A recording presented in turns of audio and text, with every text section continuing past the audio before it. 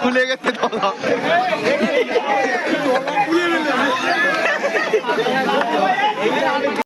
তাতে আমি ভীষণভাবে খুশি এবং আজকের এই দিনে যে মাঠ থেকে এর আগের বোর্ডে অগ্নিবীরে চাকরি পেয়েছিল তারা 15 দিনের ছুটিতে এসছে, তারা এসেছে সবাই, আরও অনেকে আসতে পারেনি।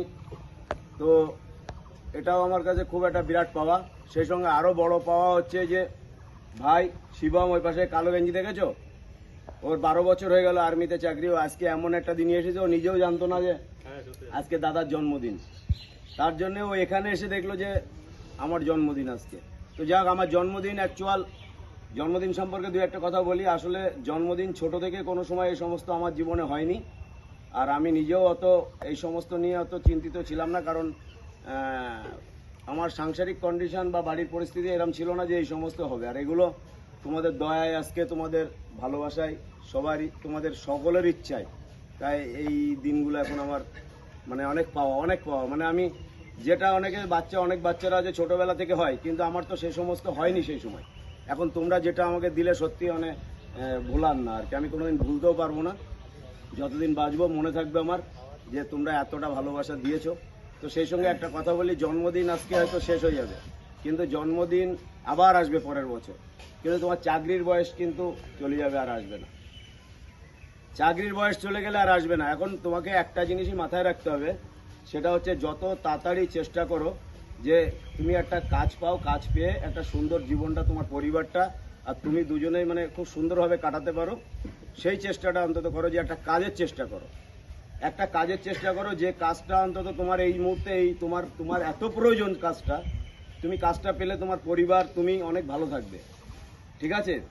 আর তা না হলে বুঝতে পারছো সাংসারিক কন্ডিশন খারাপ থাকলে কি পরিস্থিতি হয়, আমরা ভালো মতনই জানি আর কি। কিন্তু আমি বলছি অবশ্যই হবে, তোমাদের ভিতরেই তো সব কিছু আছে, চেষ্টাটা শুধু করতে হবে ভালো করে, মন দিয়ে পরিশ্রম করো, নিশ্চয়ই ফল ভালো হবে, ঠিক আছে? আর প্রত্যেক বছর হয় ঠাকুরে হাই স্কুলের মাঠে প্রত্যেক বছর অনেক ছেলে মেয়ের চাকরি হয়। তা কিন্তু আমার একটা স্বপ্ন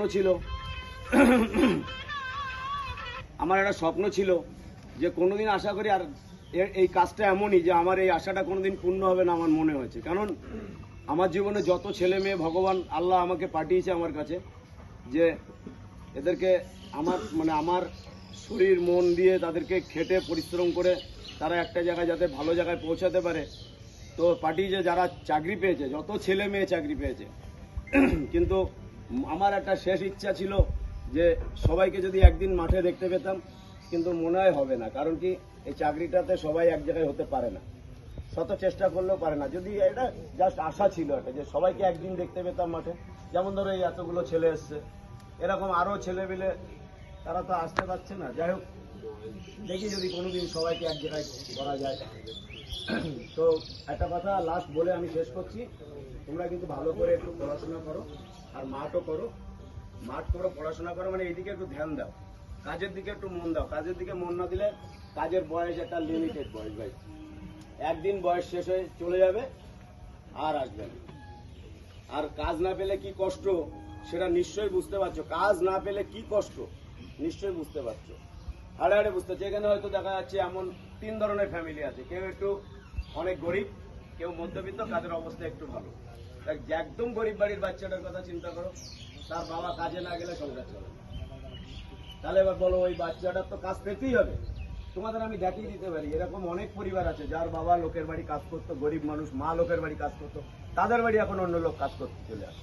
কারণ ওই ছেলে দুটো দেখেছে ছোট থেকে যে কষ্ট কি জিনিস, সাংসারিক যে যন্ত্রণা, যে কষ্ট, যে জ্বালা তারা দেখেছে, ছোট থেকে দেখেছে যে আমার মা লোকের বাড়ি কাজ করতে যাচ্ছে, আমার বাবা লোকের বাড়ি কাজ করতে যাচ্ছে, তাই নিয়ে আসছে, আমরা খাচ্ছি। ও ভালো করে পড়াশুনো করার মতন পরিস্থিতিও নেই, ওর কাছ থেকে বই খাতা পেন পেন্সিল চেয়ে নিয়ে, স্কুলের স্যারদের কাছ থেকে সহযোগিতা নিয়ে তারা পড়াশুনো করে ভালো জায়গায় পৌঁছে গেছে। এখন তাদের বাড়ি লোক কাজ করতে আসে, এইভাবে ঘুরছে। তো সবকিছু চেঞ্জ করার দায়িত্ব তোমার। তুমি কিভাবে তোমাকে চেঞ্জ করবে, তোমার পরিবারকে কিভাবে তুমি দাঁড় করাবে, তুমি কি করে আগে বাড়বে, আগে যাবে, সেটা তো তোমার দায়িত্ব। এখানে আমি সবসময় চিল্লাবো আর তুমি শুনে গেলে এটা হবে না, তোমাকে কষ্ট করতেই হবে। সেইভাবে পরিশ্রম করো, সেইভাবে চেষ্টা করো, নিশ্চয়ই আশা করি তোমাদের ভালো হবে। তাহলে এরা কি করে দাঁড়িয়ে আছে সামনে, এরাও তো এই একই মাঠে দৌড়েছে, একই মাঠে দৌড়ে এরা কি করে এরকম ভালো জায়গায় পৌঁছালো, মানে ওদের যে ইচ্ছাটা নিয়ে এখানে এসেছিল তারা এখানে এসছে। এই যে মাঝখানে সাদা গেঞ্জি, ওর বাবা তো আর্মিতে চাকরি করতো, রিটায়ারমেন্ট, দেখো ছেলেও চাকরি পেয়ে গেছে। চেষ্টা করতে হবে না ভাই, সেইভাবে পড়াশোনা করতে হবে, মাঠ করতে হবে, সব দিকে খেয়াল রাখতে হবে। একটা চাকরি পেতে গেলে যা যা করণীয়, সরকারি যে নিয়ম কানুন, কি সিস্টেমে গেলে মানে সরকারি যে রিক্রুটমেন্ট সিস্টেম যা যা আছে সবগুলো তোমাকে ভালো করে করতে হবে। ভালো করে করলেই নিশ্চয়ই তুমি তোমার লক্ষ্যে পৌঁছে যাবে।